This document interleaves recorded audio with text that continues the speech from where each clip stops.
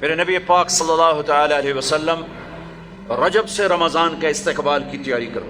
جب رجب کا مہینہ آتا تو آپ اللہم بارک لنا فی رجب و شعبان وبلغنا رمضان، یا اللہ ہمارے رجب شعبان میں برکت دے اور رمضان کا مہینہ ہمارے نصیب فرما. اللہم سلمنا لرمضان، اے اللہ ہمیں رمضان تک سلامتی کے ساتھ پہنچا دے. وسلمہ لنا، اور اسے سلامتی کے ساتھ ہم تک پہنچا دے. وتسلمہ منا، پھر ہمارے روزے اس میں قبول بھی فرما لے. اتنی جلد پہلے سے رمضان کا استقبال فرماتے. شعبان کا چاند خود دیکھنے کی کوشش فرماتے تھے، شعبان کے چاند کو خود دیکھنے کا اہتمام فرماتے تھے، اور چاند نظر آ جاتا تو روزہ رکھتے تھے. شعبان کا، یکم شعبان کا چاند نظر نہیں آتا تھا تو روزہ نہیں رکھتے تھے. چاند نظر آ جاتا تھا شعبان کا تو رمضان کے استقبال کے لیے روزہ رکھتے تھے. اور رمضان قرآن کا مہینہ ہے. شہر رمضان الذی انزل فیہ القرآن، رمضان کا مہینہ جس میں قرآن اترا. حالانکہ یہ ہونا چاہیے رمضان کا مہینہ جس میں روزہ فرض ہوا. وہ آگے کہا فمن شہد منکم الشہر فلیصم، پھر جو مہینے کو دیکھ لے پالے تو روزہ رکھے. لیکن رمضان کا تعارف کیسے ہے؟ رمضان کا مہینہ جس میں قرآن کو اتارا گیا. رمضان کا تعارف قرآن سے ہے. یہ اشارہ ہے کہ یہ مہینہ قرآن کا ہے. اس میں قرآن اترا، اس میں تورات اتری، اس میں زبور اتری، اس میں انجیل اتری، اس میں صحف ابراہیم اترے، صحف موسیٰ اترے. لہٰذا امت کو خاموش پیغام دیا ہے کہ رمضان قرآن کے ساتھ گزارو. موبائل بند کر دو، لیپ ٹاپ بند کر دو، فیس بک بند کر دو، سوشل میڈیا بند کر دو، یہ ٹاک شوز بند کر دو، 1 مہینے کے لیے ٹی وی بند کر دو، اخبار بند کر دو. بس قرآن کے ساتھ بیٹھ جاؤ. مرد یا عورت قرآن کے ساتھ تلاوت بھی کرو اور پشت مقرر کر کے ترجمہ بھی پڑھو. بھائیو بہنوں، میرا درد ہے، میرا دکھ ہے، ہم قرآن سے بہت دور ہو گئے ہیں. ہم قرآن سے بہت دور ہو گئے ہیں. ہم نے قرآن رکھ لیا ہے صرف ختم پڑھنے کے لیے، فاتحہ پڑھنے کے لیے، یا کسی کی دکان کھلتی ہے تو یاسین پڑھنے کے لیے. ہم نے قرآن فال نکالنے کے لیے، ہم نے قرآن اموات پر پڑھنے کے لیے. یہ ساری باتیں کرو، لیکن قرآن کا موضوع تو ہدایت ہے. قرآن کا موضوع تو ہدایت ہے، اور ہدایت ملتی ہے قرآن پڑھنے سے، اور صرف پڑھنے سے نہیں، سمجھنے سے کہ اللہ کیا کہہ رہا ہے. میں یوں کہتا ہوں، اگر آپ کو سارے قرآن میں کوئی تکلیف ہو رہی ہے تو پورے قرآن میں ٹوٹل 89 80 جمع 9 99 89 صرف 99 دفعہ میرے اللہ نے کہا ہے یا ایھا الذین آمنو، اے ایمان والو. تو اللہ کیا کہہ رہا ہے؟ مجھ سے بات کرنے لگا ہے. یا ایھا الناس، پوری دنیا سے بات. یا ایھا الذین کفروا، کافروں سے بات. یا اہل الکتاب، عیسائیوں سے بات، یہودیوں سے بات. یا ایھا الذین ہادوا، یہودیوں سے بات ہو رہی ہے. لیکن یا بنی آدم، ساری دنیا سے بات ہو رہی ہے. لیکن اب کہتے ہیں نا یا ایھا الذین آمنوا. تو اس کی مثال ایسے جیسے آپ سب بیٹھے ہوئے. اب کتنے بیٹھے؟ میں کہتا ہوں بھائی نواز صاحب ذرا میری بات سنیں. میں ان کو یہاں بلا لیتا ہوں، یوں بات شروع کر دیتا ہوں. اب سب کے دل میں آئے گا کوئی خاص بات ہے، تو خاص بات ہو رہی ہے نا، خاص بات ہو رہی ہے. میرا رب قرآن کے 30 پاروں میں، میں قربان جاؤں کتنا تھوڑے ہمیں اللہ نے حکم سنا ہے، صرف 89 دفعہ اے ایمان والو، اے ایمان والو، اے ایمان والو، اے ایمان والو. اس کے بعد اللہ کیا کہتا ہے؟ اللہ کے واسطے اتنا تو پڑھ لو کہ یا اللہ تو کیا کی جانا ہے 10. اور اس میں ہر دفعہ نیا حکم نہیں ہے، ایک ہی حکم کئی دفعہ آیا ہے. یا ایھا الذین آمنوا اتقوا اللہ حق تقاتہ، یا ایھا الذین آمنوا اتقوا اللہ ولتنظر نفس ما قدمت لغد واتقوا اللہ، یا ایھا الذین آمنوا اتقوا اللہ وآمنوا برسولہ. اتقوا اللہ، اتقوا اللہ، اتقوا اللہ، تکرار کے ساتھ. تو میرے بھائی بہنوں، اتنا تو قرآن دیکھ لو کہ یا ایھا الذین آمنوا کے بعد اللہ کیا کہتا ہے، کیا کہہ رہا ہے. جس کا ترجمہ پسند ہے اس کا پڑھ کے دیکھ لو کہ میرا اللہ مجھ سے کیا کہتا ہے. اللہ کے واسطے قرآن سے دوری ختم کرو. قرآن سے اخبار پڑھنے کے لیے بھی ٹائم ہے، ٹاک شو دیکھنے کے لیے بھی ٹائم ہے، فضولیات کے لیے بھی ٹائم ہے. کرو، آدھا گھنٹہ نکال لو، آدھا گھنٹہ، 15 منٹ، 10 منٹ، چلو ایک آیت. تو میرے بھائی بہنوں، اس مہینے کو قرآن کا مہینہ بناؤ. فمن شہد منکم الشہر فلیصم، مہینہ آ گیا، روزہ رکھو. فمن کان مریضا علی سفر فعدۃ من ایام اخر، مریض ہو سفر میں ہو بعد میں رکھ لو. ایک لفظ اور ہے وَلِتُكْمِلُ الْعِدَّةَ، اس مہینے کو مکمل کرو، پورا کرو. لیکن لفظ ہے کمال. کمال کا کیا مطلب ہوتا ہے؟ صفات میں پورا کرنا. تمام کا کیا مطلب ہوتا ہے؟ اجزاء میں پورا کرنا. روزے کو کمال تک پہنچانے کے لیے 4 چیزوں کو چھوڑنا ہوگا. 4 چیزیں اگر ہیں، نہیں ہیں تو مبارک، ہیں تو چھوڑنا ہوگا. میرے نبی نے فرمایا جو شراب پیتا ہے اس کا روزہ اوپر نہیں جاتا ہے. تو اگر کسی کو عادت ہے توبہ کر. پھر شرابی تو تھوڑے ہیں، جو ماں باپ کا نافرمان ہے اس کا روزہ اوپر نہیں جاتا ہے، یہ بہت زیادہ ہیں. ماں باپ کی نافرمانی تو جنگل کی گھاس کی طرف پھیلی ہوئی ہے. شاید ہی کوئی خوش قسمت ماں باپ ہوں گے جن کی اولاد ان کی آنکھوں کی ٹھنڈک ہوگی، ورنہ آج کل اولاد سینے کا کانٹا بنے ہوئے ہیں اور کانٹے کی طرح چبھے ہوئے خنجر کی طرح کاٹ رہے ہیں. ماؤں کو روتے دیکھا ہے، تڑپتے دیکھا ہے، ماں باپ کو.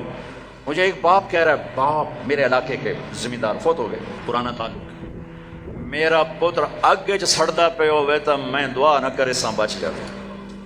ہاں میرے سامنے بیٹھ کے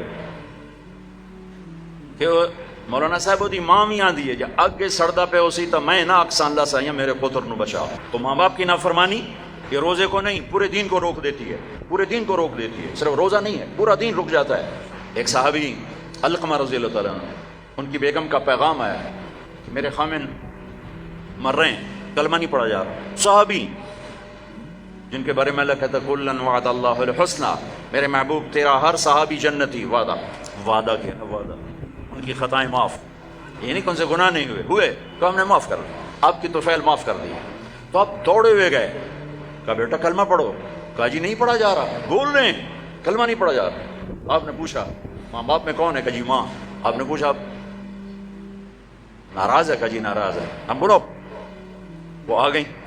تو آپ نے پوچھا علقمہ کی ماں تم ناراض ہو بیٹے سے؟ کہا جی ناراض ہو. کیوں ناراض ہو؟ اب وجہ سننا، آج کل کی وجہ نہیں، وجہ سننا. کہ یا رسول اللہ میرا بچہ بہت نیک ہے، رات کا اٹھنے والا تھا، دن کا روزے والا تھا، لیکن مجھ سے بات بدتمیزی سے کرتا تھا، سخت لہجے میں بولتا تھا. مجھے اس کا دکھ ہے، اس نے اپنی زبان سے میرا دل توڑا، زخمی کیا. اللہ اللہ.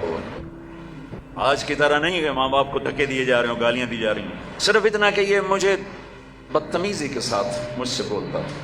تو آپ نے کہا معاف کرو گی؟ کہا میرا جی نہیں چاہتا. آپ نے کہا میں آگ لگا دوں اس کو، پھر سفارش کرو گی؟ کہا نہیں اتنی تو ناراض نہیں کہ آگ میں جلتا دیکھو. کہا پھر اگر تو نے اسے معاف نہ کیا تو اللہ اسے آگ میں جلا دے گا. کہا اچھا میں معاف کرتی ہوں، میں معاف کرتی ہوں. آپ نے کہا بیٹا کہو لا الہ الا اللہ. تو ان کی زبان سے نکلا لا الہ الا اللہ اور جان نکل گئی. پھر آپ نے ان کا جنازہ پڑھا اور جنازے کے بعد آپ نے اعلان فرمایا جس نے ماں باپ کو تکلیف دی اس پہ اللہ کی لعنت، فرشتوں کی لعنت، زمین آسمان کی لعنت. نہ ان کی نماز قبول ہے، نہ روزہ قبول ہے، نہ حج قبول ہے.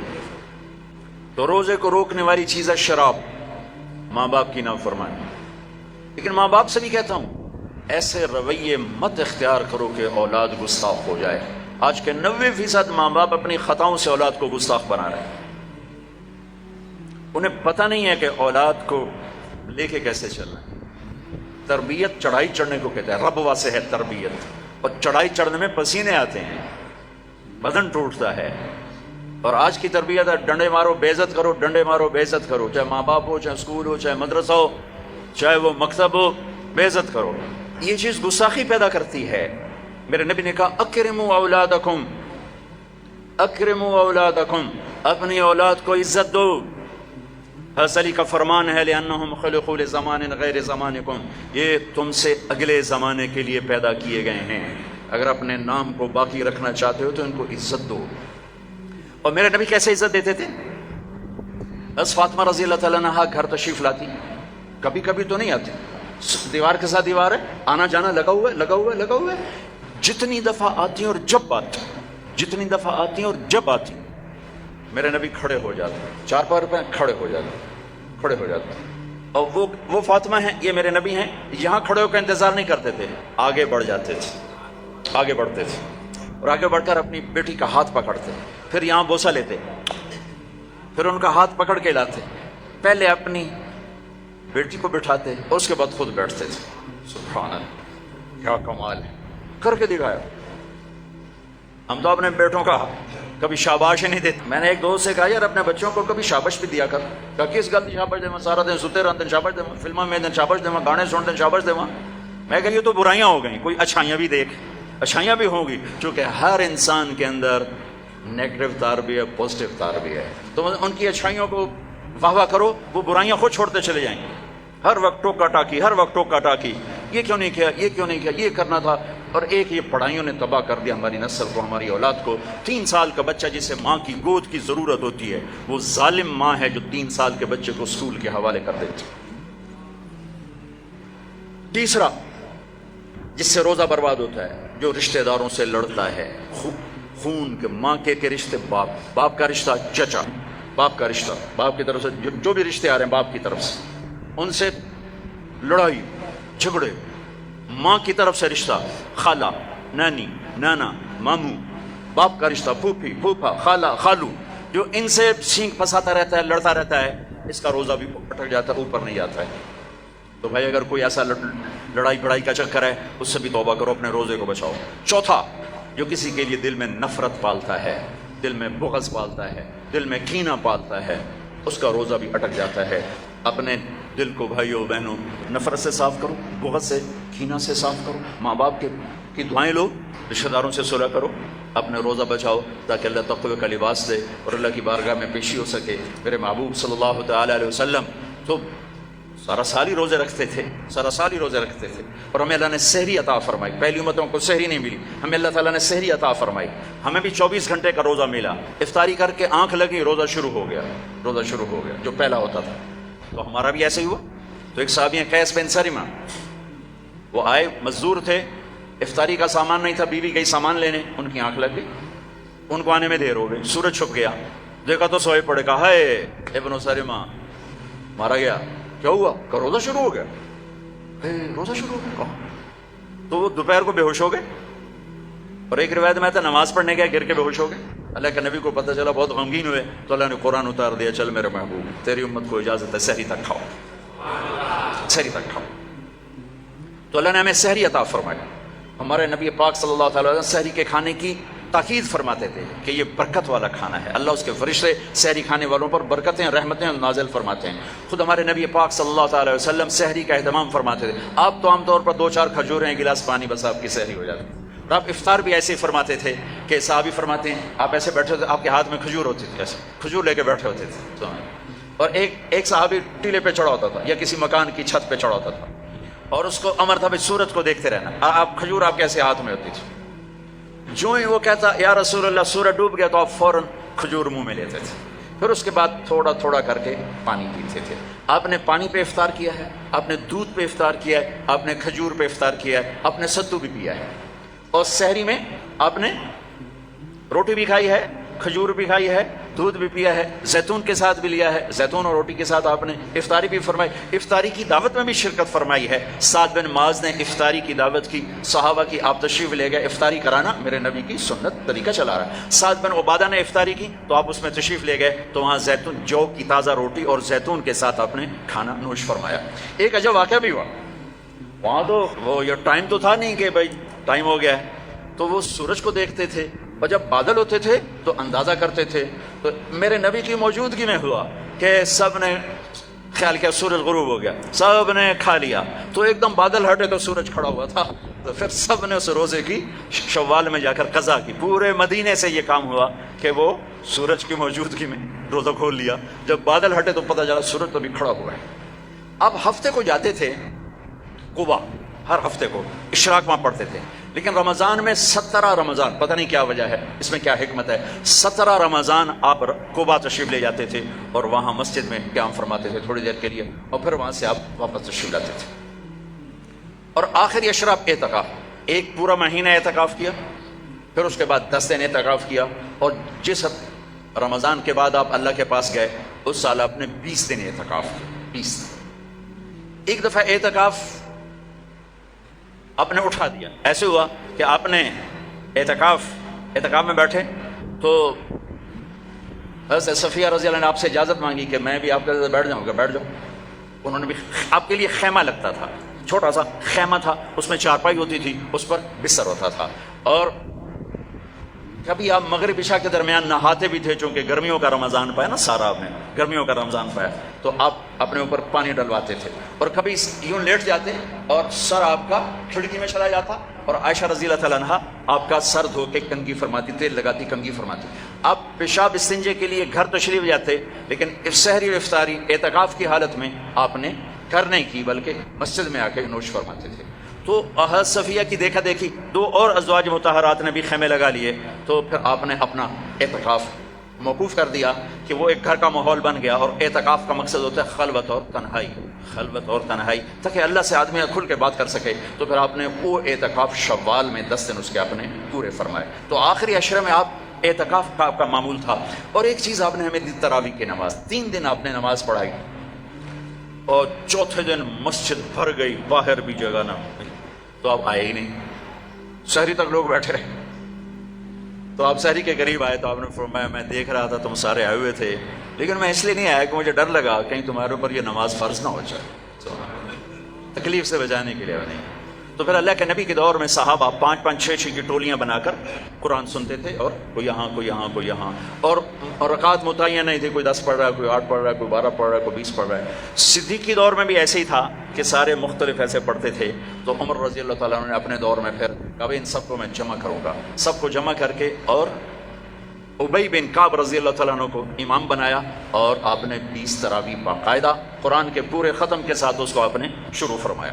اور ادھر عبداللہ بن صائب رضی اللہ تعالیٰ عنہ کو خواتین کا امام مقرر فرمایا کہ وہ ان کو تراویح پڑھائیں اور اس میں قرآن سنائیں۔ یہ جو حرم شریف میں دعا ہوتی ہے ختم قرآن کی نا، آخری رکعت میں قل اعوذ برب الناس، یہ دعا حضرت عثمان نے شروع کروائی کہ جب قرآن ختم ہو رہا تھا اور آخری 2 رکعت رہ گئیں، تو آپ نے حافظ سے کہا جب قرآن ختم کرو تو دعا کرنا۔ انہوں نے کہا جی کیا دعا کروں؟ کہ جو تیرے دل میں آیا کرنا۔ تو بھائی یہ حضرت عثمان رضی اللہ تعالیٰ عنہ کی سنت ہے کہ پھر انہوں نے یہ دعا منگوانا شروع فرمائی، اور اس وجہ سے اب تک یہ امت کا معمول چلا آ رہا ہے۔ اچھا، یہ جو ہم 2-4 تراویح کے بعد بیٹھتے ہیں اور ایک چھوٹی سی دعا پڑھتے ہیں اور پھر کھڑے ہو جاتے ہیں، یہ ترویح ہوتا ہے تھوڑی دیر آرام کرنا، ترویح تھوڑی دیر آرام کرنے کو کہتے ہیں ترویح، ٹھیک ہے؟ اور اس کی جمع تراویح۔ مکے والے کیا کرتے تھے؟ 4 تراویح پڑھنے کے بعد 1 طواف کرتے تھے، پھر 4 رکعت پڑھتے تھے، پھر 1 طواف کرتے تھے۔ انہوں نے تو ساری رات لگ جاتی ہے، وہ جا کے سحری میں مشکل سے جا کے ان کی تراویح ختم ہوتی تھی۔ جب مدینے والوں نے دیکھا یہ تو طواف کرتے ہیں تراویح پڑھتے ہیں، ساڑھے کول تو بیت اللہ ہے نہیں، آپا کی کریے، انہوں نے 20 کی 40 کر دی، وہ کبھی 40 رکعت پڑھتے تھے۔ بڑھانے میں کوئی منع کوئی نہیں، چونکہ صلاۃ اللیل مثنی مثنی، تو وہ ان کے مقابلے میں 40 رکعت پڑھتے تھے۔ حافظ عطیہ سالم رحمۃ اللہ علیہ تھے، مسجد نبوی کے بہت بڑے عالم اور بڑے ان کا حلقہ تھا، میں ان کے درس سے بڑا فائدہ اٹھایا، ان کے درس سے میں نے بہت فائدہ اٹھایا۔ میں جب حج پہ جاتا تو لمبا عرصہ ٹھہرنا ہوتا تھا، تو میں ان کے مغرب سے عشاء روزانہ بیٹھتا تھا، اور وہ بندہ علم کا ایک بحر ذخار تھا، اللہ ان کے درجے بولا، میں ملا بھی ہوں۔ تو انہوں نے ایک رسالہ لکھا ہے تراویح پر، کاش اس کا اردو ترجمہ ہوتا تو میں آپ کو کہتا اسے پڑھو۔ تو اللہ نے ہمیں ایک تراویح کی نماز عطا فرمائی، جس کے ہر سجدے پر حدیث میں آتا ہے 1500 نیکی لکھی جاتی۔ ایک سجدہ کتنے؟ اور ہر سجدے پر ایک گھر بنتا ہے، کس چیز کا؟ سرخ یاقوت۔ کتنا بڑا ہوتا ہے؟ 60,000 سونے چاندی کے دروازے ہوتے ہیں۔ ہر سجدے پر کیا ملتا ہے؟ ایک درخت جس کے نیچے 100 سال عربی گھوڑا دوڑ سکتا ہے۔ پھر تراویح اور روزے کے بدلے کیا ملتا ہے؟ اللہ آخری رات کہتا ہے میرے بندے بندی ہو، دن کا روزہ رات کی تراویح میں نے دیکھا، میں نے قبول کیا، جاؤ معاف کر دیا، جاؤ معاف کر دیا۔ ایک سحری میں اللہ کے نبی کے سامنے بکرے کی سیری پیش کی گئی، آپ کے گھر میں تو نہیں پکتی تھی، کہیں سے پک کر آئی، تو آپ کھا رہے تھے، تو حضرت علی بھی آپ کے ساتھ تھے۔ تو ارباز بن ساریہ اوپر سے آ گیا، آپ نے کہا آؤ برکت کا کھانا ہمارے ساتھ کھاؤ، وہ بھی بیٹھ گئے، تینوں کھا رہے ہیں۔ بلال آئے، یا رسول اللہ نماز ٹائم ختم، اور یہ کہہ کے باہر چلے گئے۔ اذان دینے سے پہلے پھر دیکھنے آئے کہ چھوڑ دیا کھانا تو اذان دو، آئے تو آپ ابھی کھا رہے تھے۔ انہوں نے کہا یا رسول اللہ واللہ لقد اصبحت، اللہ کی قسم ٹائم ختم ہو گیا، یعنی صبح ہو گئی۔ تو آپ نے یوں کہا تیرا بھلا ہو جائے، ارے بلال صبح نہیں ہوئی تھی، تیری قسم کی وجہ سے اللہ نے اسے پہلے نکال دیا کہ تیری قسم جھوٹی نہ پڑ جائے، تیری قسم پر اللہ نے اسے پہلے نکال دیا۔ اور اس پر حضرت علی نے بعد میں فرمایا اگر بلال قسم نہ اٹھاتے تو جب تک میرے نبی کھاتے رہتے صبح نہیں ہونی تھی۔ عبید رضی اللہ تعالیٰ عنہ دیگ بنا رہے تھے، دیگ، تو میرے نبی کو دستی کا گوشت بڑا پسند تھا، تو آپ نے کہا عبید ناولنی الذراع، مجھے دستی تو پکڑانا، تو انہیں ایسے نکال کے دے دی، تو آپ نے اس کو یوں پکڑا ہڈی کے دونوں کناروں سے ایسے، اور دانتوں سے کاٹ کاٹ کے کھایا اور پھینک دیا۔ عبید ناولنی الذراع، دستی پکڑانا، انہوں نے پھر نکال کے دے دی، آپ نے پھر یوں پکڑا اور دو، بکرے کی دو ہی ہوتی، آپ نے کہا ناولنی الذراع، عبید مجھے دستی پکڑانا، وہ کچے نکلے، یا رسول اللہ بکری کی تو دو ہی ہوتی۔ آپ نے کہا ارے عبید اگر تو ہاتھ ڈال دیتا تو جب تک میں کہتا رہتا مجھے اللہ دستیاں نکال کے کھلاتا رہتا۔ تو بھائیو، اللہ نے ہمیں بہت خوبصورت مہینہ دیا ہے،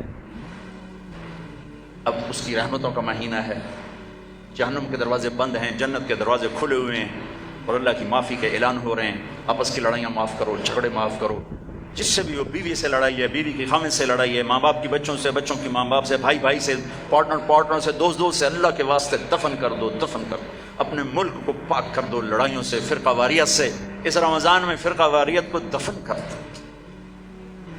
یہ آگ جو بھڑکی ہے، مجھے پتا ہے میں کہاں بجھا سکتا ہوں، لیکن میں وہ ابراہیم علیہ السلام کی آگ پہ کبوتر نے 2 چونچ پانی ڈالا تھا، بس میں وہ کبوتر بننے کی کوشش کر رہا ہوں کہ بجھے نہ بجھے میں اللہ کو کہہ تو سکوں گا یا اللہ میں نے تو پانی ڈالنے کی کوشش کی تھی، لیکن بھڑکانے والے زیادہ ہیں، بجھانے والے تھوڑے ہیں۔ لیکن تم تو نہ بھڑکو، ایسی باتیں مت سنو جو تمہیں فرقوں میں بانٹ دیں، جو تمہیں کسی دوسرے مسلمان فرقے کے بارے میں نفرت سے بھر دیں، کفر سے بھر دیں۔ ارے بھائیو، کسی کو کافر کہنا آسان کام نہیں ہوتا ہے، آسان کام نہیں ہوتا ہے۔ اللہ کے واسطے وقت کی رفتار دیکھو، افق کا رنگ دیکھو، آسمان کے تیور دیکھو، زمین کی گردش دیکھو، اتنے زمین بھی تیور بدل رہی ہے، فلک بھی آنکھیں دکھا رہا ہے، اس کے باوجود اس قدر نفرت دین کے نام پر، کفر کافر، کفر کافر۔ کون جائے گا جنت؟ کس کے لیے جنت ہے؟ بھائیو، دروازے اپنے مسلک پہ قابو رہو، دوسرے کو عزت دو، دوسرے کے لیے بھی جنت کا دروازہ کھلا رکھو، صرف اپنے واسطے نہ کرو اساں اندر جا کے تو ود کنڈا لا لینا کہ وڑن ہی نہیں دے، ایسی حماقت نہ کرو۔ میرے نبی کی امت بہت بڑی امت ہے، اور میرا رب بڑا کریم رب ہے۔ اس رمضان کے مہینے کو محبت کا رمضان بناؤ، درگزر کا رمضان بناؤ، راتوں کو تراویح پڑھو، دن میں روزہ رکھو، انشاءاللہ سارے گناہ معاف ہوں گے۔ اور مہینے کے آخر میں ہے مالدار آدمی کے اوپر کہ وہ روزے کی زکوٰۃ ادا کرے، روزے کی زکوٰۃ ادا کرے، جو کشمش کے حساب سے 2000 کے قریب بنتی ہے، کھجور کے حساب سے کوئی 800-900، میں سے اندازاً کہہ رہا ہوں، اور گندم کے حساب سے تو اخبار میں پڑھا تھا 100 روپے بنتی ہے۔ لیکن جو لوگ مالدار ہیں، گندم کے حساب سے نہ دو، کشمش کے حساب سے دو، تو انشاءاللہ اس کا آپ کو بہت بہت اجر عظیم عطا